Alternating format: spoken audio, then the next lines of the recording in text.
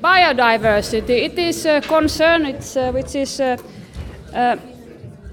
recognized in the global level, it's recognized in the regional level and also in the Baltic Sea level. So why are we so obsessed about biodiversity? Can't we just think that the seas and the Baltic Sea especially can be converted to some kind of garden which is producing what we want it to be produced?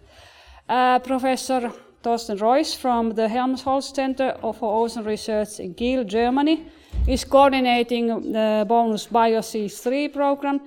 And I would like to ask you, what are the causes for biodiversity changes in the Baltic Sea and why should we care? Yeah, thank you. So why should we care about biodiversity in the Baltic? So first of all, let's look at the boundary conditions for some seconds. So the Baltic as an enclosed sea could be viewed as an image for the global ocean to come, because all the problems are accumulating there at a much faster pace and at an earlier time point, meaning now what we can expect maybe for the future ocean in 20 or 50 years to come. And one of the important things is that surprisingly we have a diversity paradox. So the Baltic Sea is relatively species poor compared to other regions in the world. Nevertheless, if at least properly managed, and also still it is an ecosystem that can provide a lot of services to humans, and that's still providing a lot of ecosystem functioning. So it's not completely ruined yet, right? So otherwise we wouldn't be sitting here. And so the findings we can make within the BioC3 program will have wider implications for the general debate on why do we need to conserve biodiversity in the marine realm, or in general, of course, among all habitats on Earth. So to illustrate that a little bit more, so this upper picture is the hard work of 2 weeks of trawling from the Alco and the central Baltic Sea. So you see there are not very many species to catch, just as an illustration. So that's about it, what you find in the Baltic proper.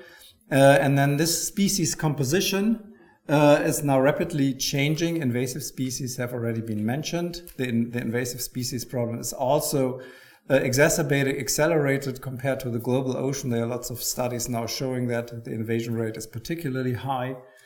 And then, but we also, due to climate change, of course, have compositional changes in our biodiversity due to migration. So the waters get warmer. Again, they will get warmer at a faster pace in the Baltic, projected as in the global ocean, something like 4 degrees compared to 2 degrees, the global average. So we will very rapidly have a different diversity and a different species composition. And the key idea of BioC3 is to accumulate this knowledge and to make predictions as to how this changed community composition and diversity here on the x-axis will affect essential services, and some of which we had heard already would, for example, be nutrient retention. So if you will, the flight height of BioC3 is a little bit higher. We try really to be integrative and to look at several of the essential ecosystem services that biodiversity may provide. And of course, there will be also heavily modeling exercise. So we really would like to see how the changed biophysical parameters, how they drive the community system to new status. And finally, an essential part for management is also an evaluation of the indicators for good environmental status. Thank you.